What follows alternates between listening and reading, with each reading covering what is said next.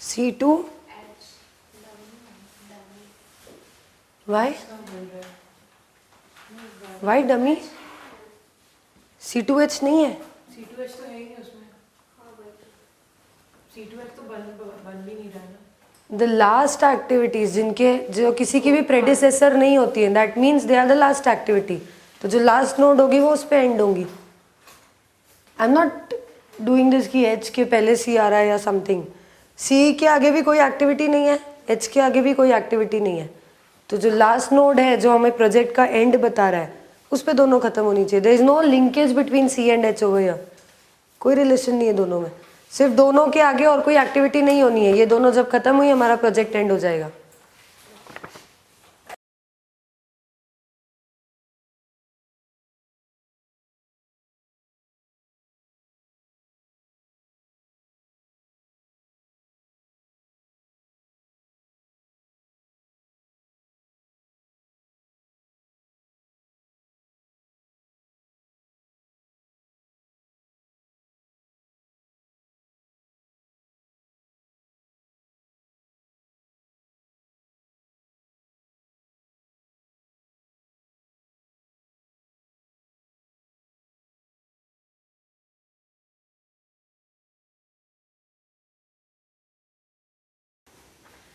This must be the critical path. 1, 3, 4, 5, 6.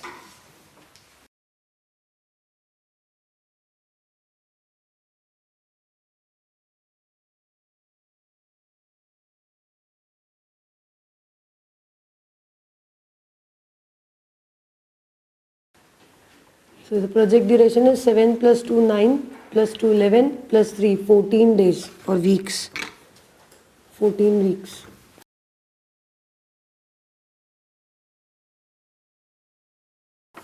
Now we have to frame the time scale diagram from this network diagram only. तो जो critical path है वो हमारा baseline में आएगा. A straight line will come for the critical path. So we have 1, then 7 days.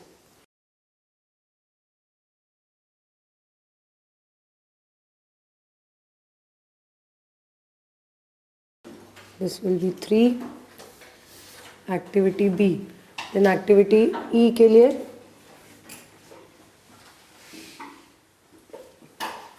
2 days. Then activity G,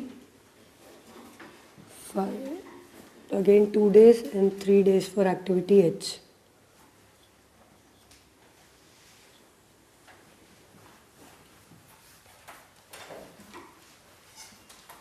now second कैसे आ रहा है? तो 1 से 2 और फिर 2 से 4 आ रहा है. So that means we have to join this. यहाँ से स्टार्ट हो रहा है ये और यहाँ पे एंड हो रहा है. This one A and D. It's starting from 1 and it has to end at 4. When it's starting from 1 हम यहाँ से पैरेलल ड्रॉ करके इसको स्टार्ट करेंगे for the next 4 days.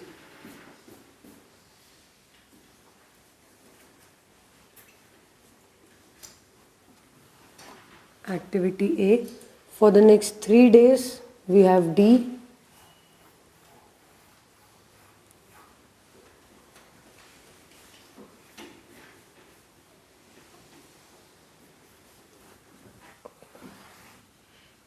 So our activity will finish over here.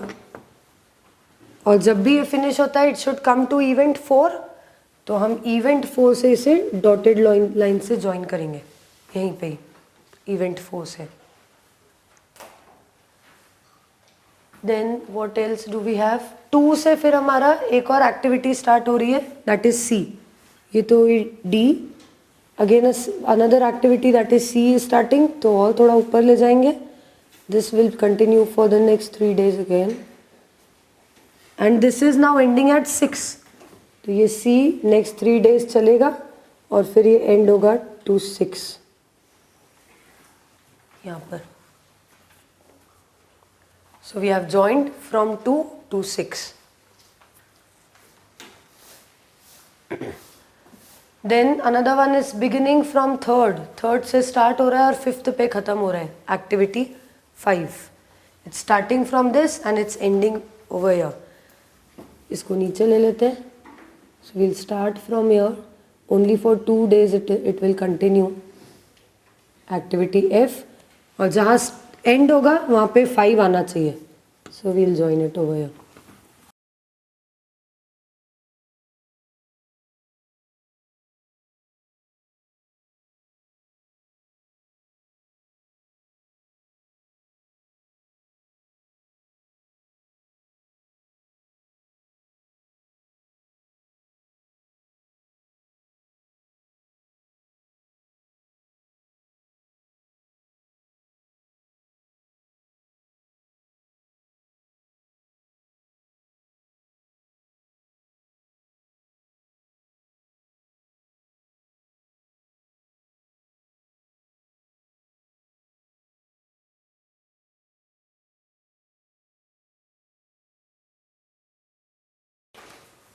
ये समझ में आया? इसमें कोई doubt?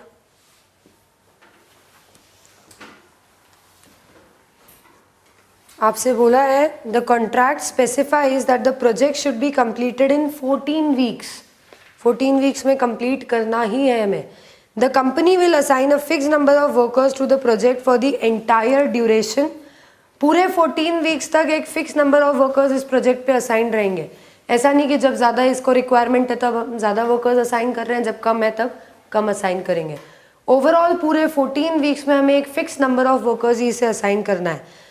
And so it would like to ensure that the minimum number of workers is assigned and the project will be completed in 14 weeks. क्योंकि fix number ही assign करना है तो इट विल ऑलवेज इंश्योर, वो चाहेगी कि जो minimum हो सकता है उतने में उतने ही वर्कर्स हम अलॉट करें.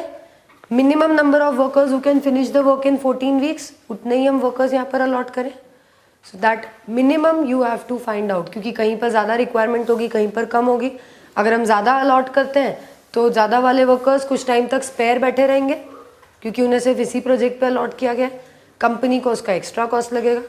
सो the company is trying to ensure कि मिनिमम नंबर ऑफ वर्कर्स जिनमें ये प्रोजेक्ट 14 वीक्स में कंप्लीट हो जाए. ड्यूरेशन नहीं बढ़ानी है. अनलाइक द लास्ट क्वेश्चन, हमें अभी ड्यूरेशन नहीं बढ़ानी है. ड्यूरेशन इतना ही रखना है. उसमें हम नंबर्स को कैसे मिनिमाइज कर सकते हैं. Find a schedule which will do this. So again we'll have to find the requirement. किस दिन हमारी कितनी रिक्वायरमेंट है. Accordingly we will be shifting our activities. हम देख सकते हैं यहाँ पर एक्टिविटी सी में there is a float, D में there is a float, F में there is a float. So there is a huge margin. हम 3 एक्टिविटीज़ को इधर उधर करके और अपनी रिक्वायरमेंट को मिनिमाइज कर सकते हैं. Floats are also big. C का फ्लोट तो पूरा यहाँ से यहाँ तक है. D is again for 2 days. F is again for 2 days. So for every single day we will find the requirement, day or weeks. Weeks में है, so we'll have 14 weeks तक. 1, 2, 3, 4, 5, 6, 7, 8. अगर आपका जगह छोटा पड़ता है so make 2 different, like 8 के बाद continue over your 9, 10, 11, 12. कोई ज़रूरत नहीं है उधर ही घुसाने की सब कुछ. थोड़ा सा 3-4 लाइन छोड़कर and then continue. 9, 10, 11, 12, 13 and 14. These many number of weeks are there. Then find number of workers. On the first day हमें कितनी रिक्वायरमेंट है. So let's first right the requirement. किस एक्टिविटी में हमें कितनी रिक्वायरमेंट लगेगी, सो दैट हम यहाँ से डायरेक्टली इधर पुट कर लें, बार बार हमें क्वेश्चन नहीं देखना पड़े. For a we need 4 workers. For B we need 2 workers. For C again 2. For D 4. For E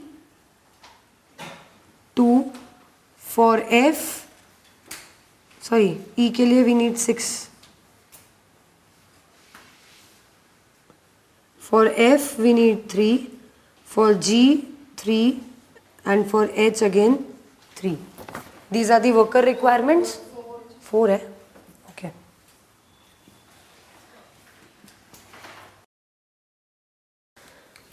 Now we'll find every day हमारी requirement कितनी कितनी है. So on the first day we are running with activity A and B. 2 activities ये हो रही हैं. A में हमें चाहिए 4, B में हमें चाहिए 2. So on the first day our requirement is 6. Second day भी same 6. सेकेंड डे भी ए और बी हो रहा है, third day again A and B, and fourth day again only A and B. तो थर्ड और फोर्थ डे भी और फोर्थ वीक भी हमारी requirement is 6 workers only. From the fifth week now we are starting with another activity C. A खत्म हुआ, D start हुआ और सी स्टार्ट हुआ. ए खत्म हो गया after 4 days. From fifth day we are starting with C as well as D. C में the requirement is 2, D में रिक्वायरमेंट इज 4 एंड बी तो अभी चल ही रहा है which has a requirement of 2. तो टोटल हो गई हमारी requirement 8. Then fifth week again same, यही तीनों एक्टिविटीज चल रही है C D and E. So again the requirement is 8. Seventh week वापस same 8. After 7 weeks we are finishing off with activity C with activity D. ये दोनों activity हमारी खत्म हो गई. Then even this B is also ended up. B भी 7 days ही है ना, तो 7 days पे ये तीनों एक्टिविटीज खत्म हो जाती हैं. Then we are starting only with E and F. यहाँ कोई एक्टिविटीज नहीं है, अब हमारे पास है ई और F.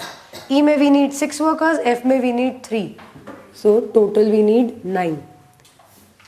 For 9th week again same, E और एफ ही चालू है. So again we'll need only 9 workers. After 9th day 10th day पे सिर्फ हमारे पास एक्टिविटी जी बाकी है. बाकी की सारी एक्टिविटीज यहाँ तक खत्म हो चुकी है. Now only this part is left.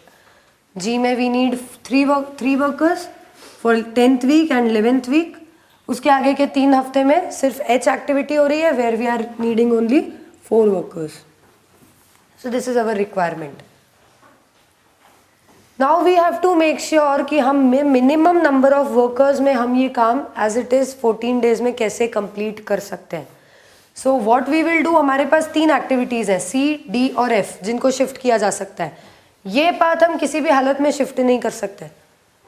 ये जो क्रिटिकल पाथ है ये शिफ्ट नहीं किया जा सकता किसी भी कंडीशन में. There is no float. Float का मार्जिन हमारे पास अवेलेबल ही नहीं है. It's available only for these 3. हम इन तीनों को शिफ्ट कर सकते हैं.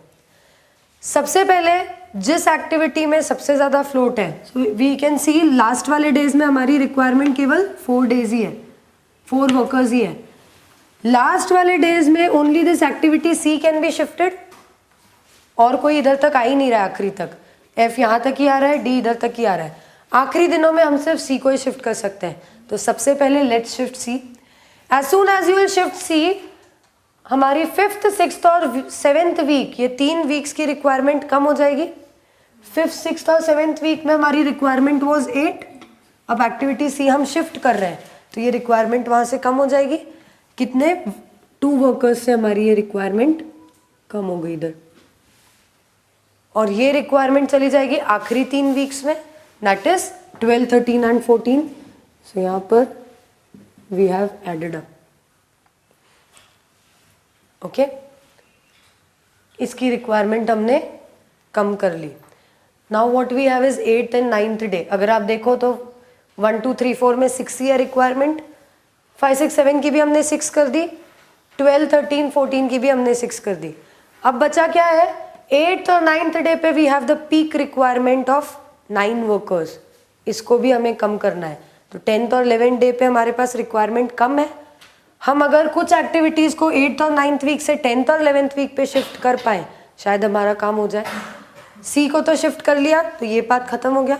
Now we have only possible shifting in these 2 things. या तो आप डी को शिफ्ट करो या फिर आप एफ को शिफ्ट करो. डी शिफ्ट हो सकता है सिर्फ यहीं तक which is 8th and 9th week. This is 8 and this is 9. यहाँ तक 7 है तो दिस इज 8 एंड 9. डी को मैक्सिमम जो शिफ्ट करेंगे that can be only for 8th and 9th week. क्या 8th एंड 9th वीक में ही हमारी रिक्वायरमेंट ज़्यादा है? यस, 8th और 9th वीक में ही रिक्वायरमेंट ज़्यादा है. तो अगर आप इसको और शिफ्ट करके 8th और 9th पे ही ले आते हो तो रिक्वायरमेंट बढ़ जाएगी. आपको 8th और 9th वीक से एक्टिविटीज़ को हटाना है, ना कि और ऐड करना है. So these will not be shifted over here. इनको इधर शिफ्ट नहीं करेंगे. उल्टा हम देखेंगे 8th और 9th वीक में कौन सी एक्टिविटी चल रही है, तो ई एंड एफ. ई की शिफ्टिंग तो हो नहीं सकती, but F can be shifted to the next 2 weeks. F हम शिफ्ट कर सकते हैं. So we'll shift F. F में हमें लेबर्स चाहिए 3.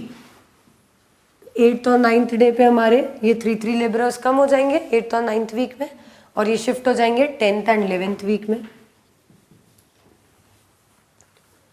आया समझ में?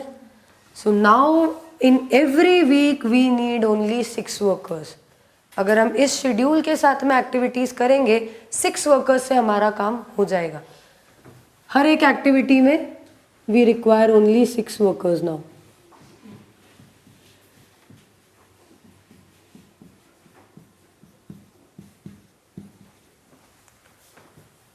क्लियर है? Any doubt? So you have smoothened your labor requirement by shifting. पहले हमने शिफ्ट करी activity C. by shifting activity C to 12th week and उसके बाद हमने शिफ्ट करी F to 10th week. Our labor requirement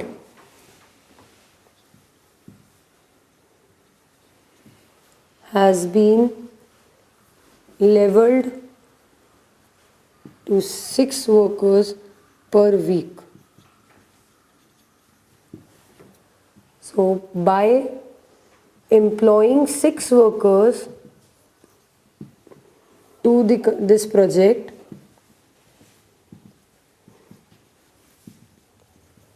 the company can ensure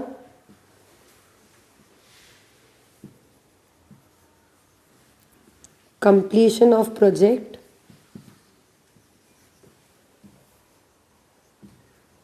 in 14 weeks. Any doubts? लिख लीजिए. Network analysis बहुत सारों ने आधा अटेंड किया, किसी ने ये सेशन, किसी ने वो session. So whatever you have missed, take the videos and complete it. हमारा ये ख़त्म हुआ अभी.